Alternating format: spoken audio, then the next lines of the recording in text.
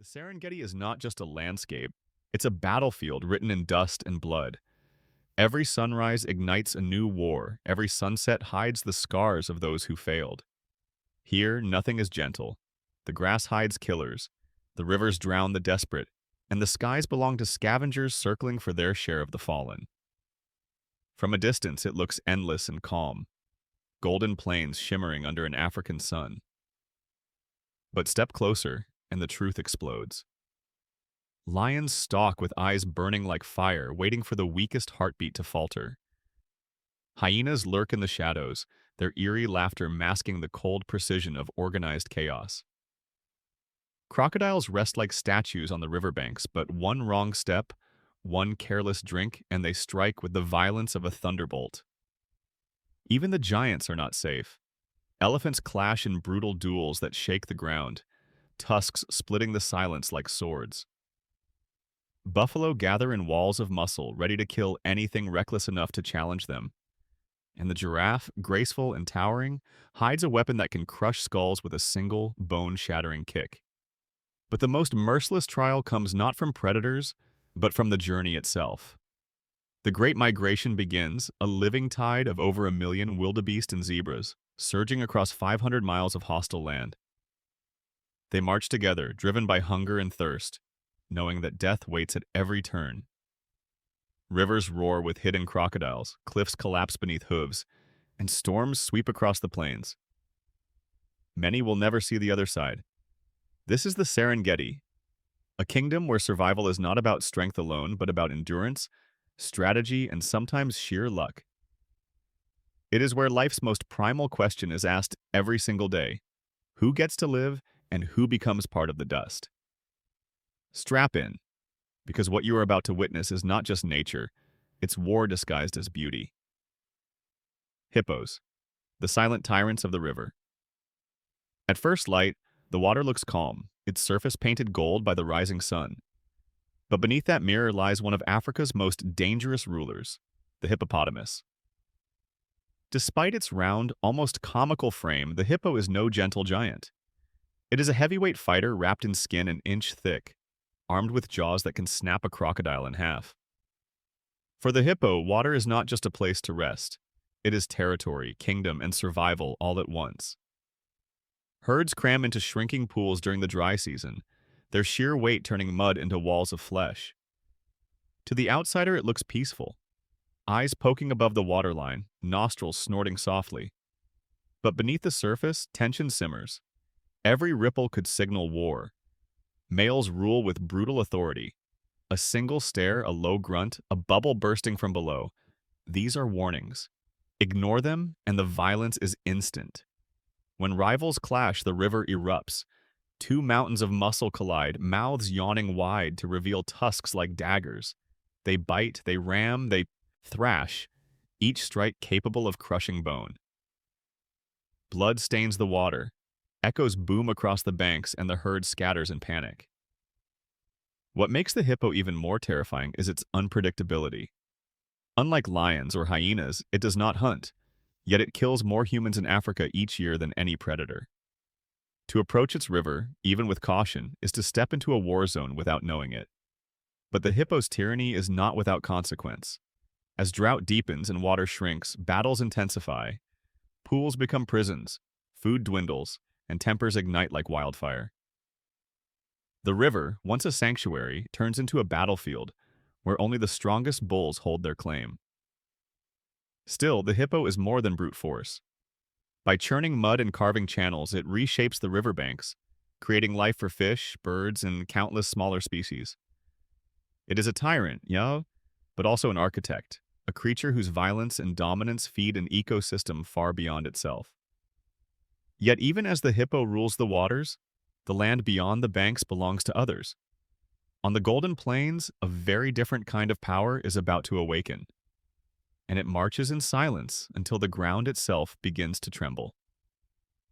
Elephants, architects of the plains. When the sun lifts higher, shadows stretch across the Serengeti, and the true giants emerge. Elephants, the largest land animals on Earth, stride in silence, yet their presence reshapes everything in their path. Each footfall sends tremors through the ground, a reminder that here walks a creature with the weight of history in its bones. Elephants are not just survivors of the savanna, they are its architects. With tusks, they carve paths through dense thickets. With trunks, they dig into dry riverbeds to pull hidden water to the surface. With sheer strength, they push over trees, opening the land for grasses to grow and feed countless other species. Every movement leaves a mark, and without them, the Serengeti would not look the same. But their lives are not as gentle as they appear. Males, called bulls, live with a storm beneath their calm. When the season of must arrives, testosterone floods their bodies, turning them from quiet wanderers into warriors. Fights erupt without warning. Tusk against tusk, forehead against forehead, two living mountains colliding in thunderous fury. The air shivers with their rage, dust exploding around them as they battle for dominance. In these duels, the stakes are more than pride. Victors gain the right to breed, to spread their lineage, to carry their strength into the future. Losers limp away, bleeding and broken, shadows of what they once were. And yet, even in loss, they remind the plains that power is never permanent. It is always tested. Elephants, too, know grief. Herds mourn their dead, lingering over bones, touching them with trunks as if remembering. Calves huddle close to their mothers, guided not only by protection, but by memory and tradition. They follow ancient migration routes stretching across hundreds of miles, paths carved by generations long gone, leading them to the life-giving waters they cannot survive without. But the Serengeti is not merciful. Droughts grow longer, rivers shrink, and the corridors they once walked freely are now broken by fences, farms, and human conflict. Their size, their power, even their wisdom cannot always shield them from the harshest predator of all, change. And as the elephants move on, reshaping the land behind them, the golden plains stir once more. In the shadows, another power rises, one built not on size or strength, but on strategy, hunger, and the ruthless precision of the hunt. Lions, the silent empire of the grass. The Serengeti may be vast, but the lions make it feel smaller. They move like whispers through the golden grass, bodies pressed low, every muscle tuned to silence. To see them at rest is to believe in peace. To see them at work is to understand terror. Lions are the only cats that rule in prides, an empire built not on solitary hunts, but on teamwork and blood ties. Sisters stalk together, weaving through the tall stalks, eyes fixed on the weakest step in a herd of zebra or gazelle. Patience stretches the moment thin, until the world explodes in dust and fury. A burst of speed, a leap, the crash of weight upon weight. The plains fall silent again, save for the ragged breathing of hunters and prey. But for lions, the greater battle is not against antelope. It is against each other. Rival prides clash in wars that rewrite territories, their roars rolling across miles like thunder. A single takeover can end generations. When new males seize control, they destroy the cubs of the defeated, wiping away a bloodline in minutes to make way for their own. For the females, survival means submission. For the cubs, survival means being born to the victors. Yet even kings have enemies. The lion's eternal rival is not the leopard nor the cheetah, it is the hyena. These scavengers, often dismissed as thieves, are in fact warriors of strategy. They outnumber, outlast, and outthink. When they descend in packs, even lions are forced to retreat, abandoning their kills to mocking laughter that cuts through the night. Still, the lion holds its crown through sheer force. Their roar can be heard 5 miles away, a proclamation of power, a warning that the grass is theirs. They dominate not just with muscle, but with presence. Even vultures circling above know when lions feed, they must wait their turn. But for all their ferocity, lions remain fragile rulers. Droughts thin the herds, diseases sweep through prides, and human encroachment edges closer each year. Their empire is vast, but it is not eternal. On the Serengeti, no crown is safe for long. And while the lions test their dominance on the plains, another kingdom thrives where the air turns pink and the water shimmers with wings, a spectacle as beautiful as it is fleeting. Flamingos, the painted mirage of the lakes, Far from the lion's roar and the hippo's violence, the Serengeti reveals a secret. At dawn, the horizon glows pink, as if the sky itself has spilled onto the water. Then the shimmer moves, rippling, alive. It is not the lake changing color, Idza. It is the flamingos. Hundreds of thousands gather here, their delicate legs threading through shallow waters, their curved bills sweeping side to side like pendulums. From a distance, they look like a dream, a mirage painted onto the plains. But this beauty hides a harsher truth. The flamingo's kingdom is built on salt and fire. These lakes are caustic, their waters harsh, unfit for most forms of life. Yet here, flamingos thrive, feeding on microscopic algae that turn their feathers into the pinks and reds of sunrise. Their gatherings are not random. They arrive in colossal flocks, sometimes more than 1 million strong, to breed, feed, and dance in rituals as old as the land. When the males begin, they march in synchronized lines, heads bobbing, wings flashing black and crimson. The spectacle is both performance and promise, designed to win a mate in a world where survival itself feels like a gamble. But beauty is never without danger. Crocodiles lurk at the edges, patient as stone. Marabou storks patrol the skies ready to strike at chicks the moment they stumble. And as droughts intensify, the shallow lakes retreat, concentrating both predator and prey into smaller, deadlier spaces. Still, the flamingos return year after year, as if drawn by an unshakable memory written into their blood. Their survival is a testament to defiance, fragile bodies enduring in brutal conditions, turning poison into paradise.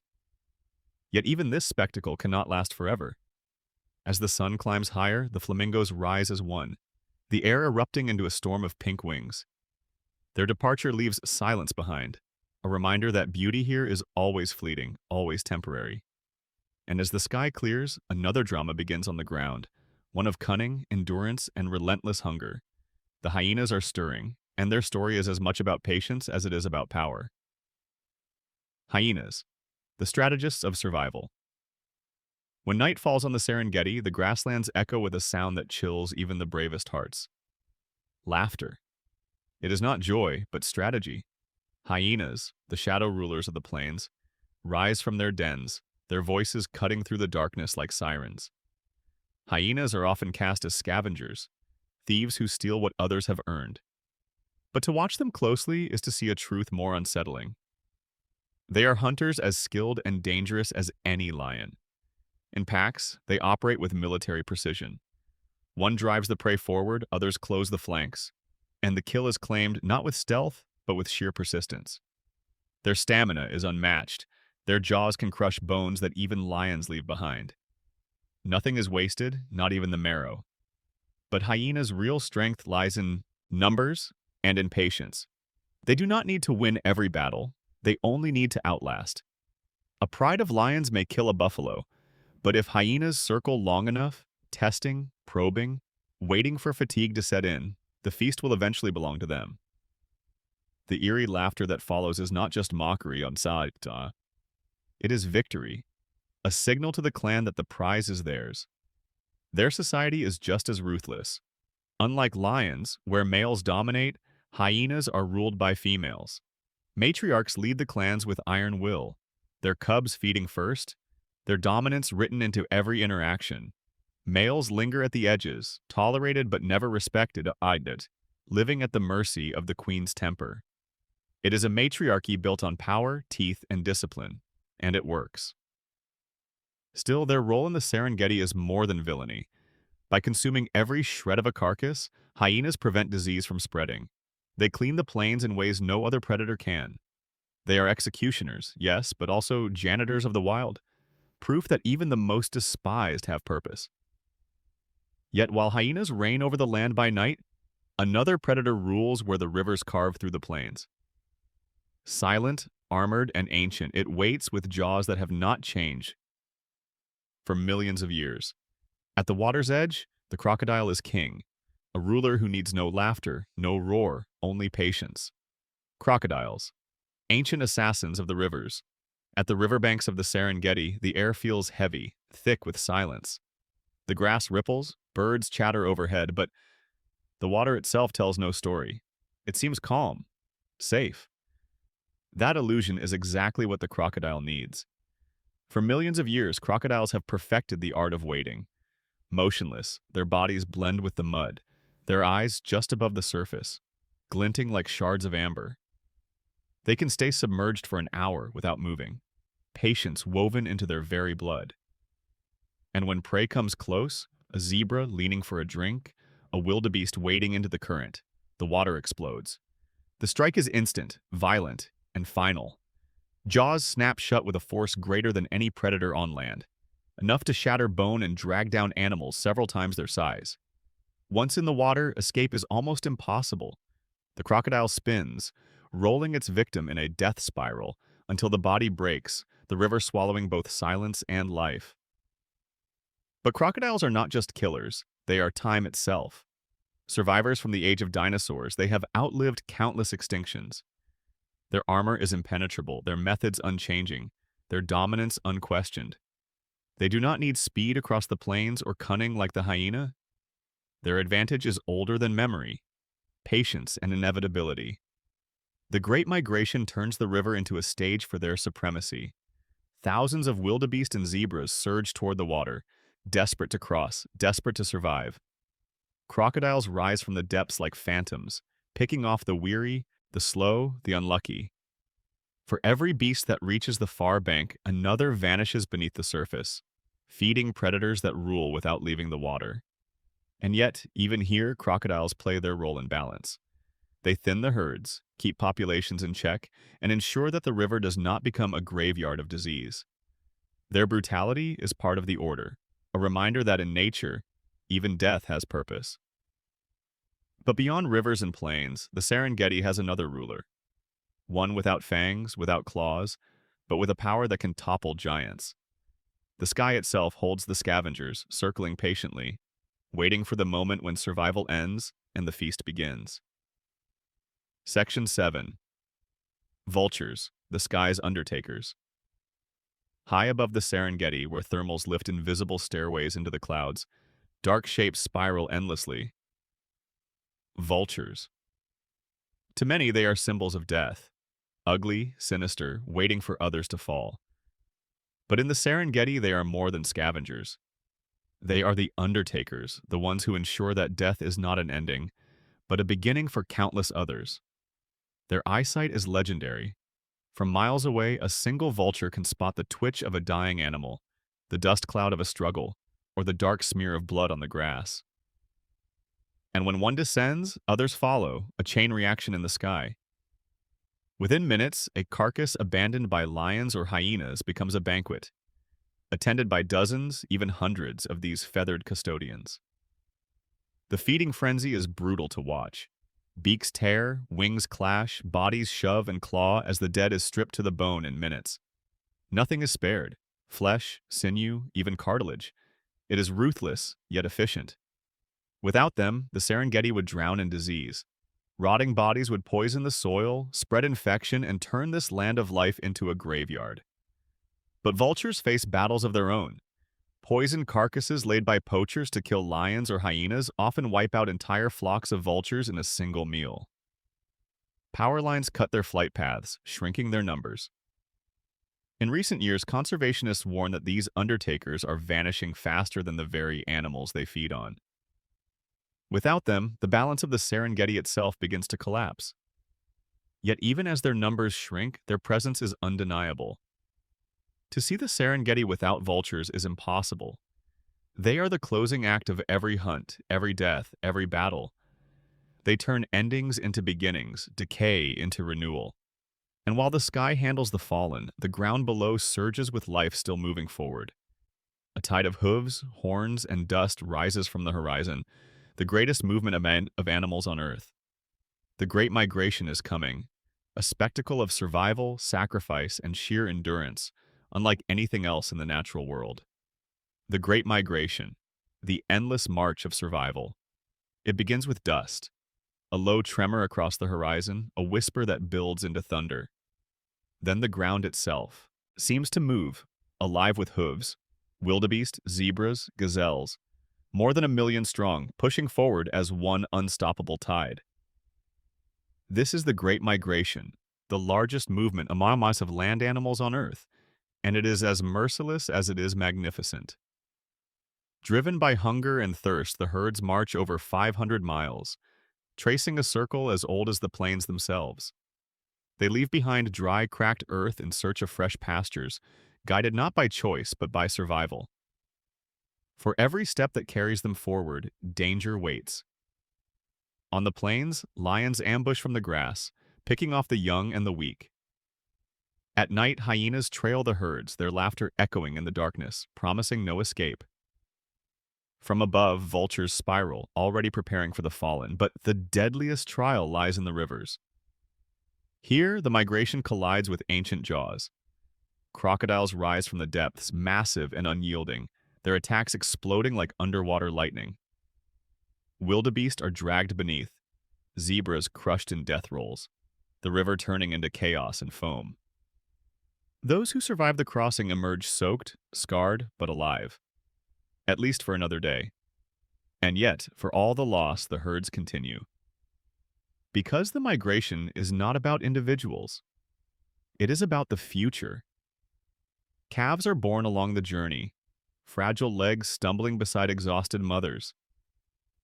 The weak are left behind, but the herd never stops. It cannot. To pause is to perish. This eternal march feeds the Serengeti. Predators thrive on it, scavengers depend on it, even the land itself is renewed by the cycle. The migration is not just movement, it is the heartbeat of the ecosystem, proof that life here is strongest when tested hardest. And when the circle completes, when the rains return and the grasses grow green again, the herds will move once more, as they have for millennia. Because in the Serengeti, survival is never final. It is a story rewritten every dawn, every season, every step. The question is not whether the migration will continue, it always does. The question is who will survive to see the next horizon. The Serengeti's eternal question. The Serengeti is more than a wilderness. It is a living battlefield where every sunrise asks the same question. Who will survive today? Hippos rule the rivers with jaws of iron. Elephants reshape the land with every step. Lions strike with power, while hyenas outlast with patience. Crocodiles wait with ancient certainty. Vultures turn death into renewal, and flamingos transform poison into beauty. And through it all, the Great Migration thunders on. A relentless tide of life and death that fuels the heartbeat of Africa. Here, survival is never a guarantee. It is earned, with cunning, with strength, with sacrifice. And tomorrow, the test begins again. Which of these warriors of the Serengeti impressed you most? Tell us in the comments, and don't forget to like, subscribe, and join us for the next journey into the wild, where every story begins with survival.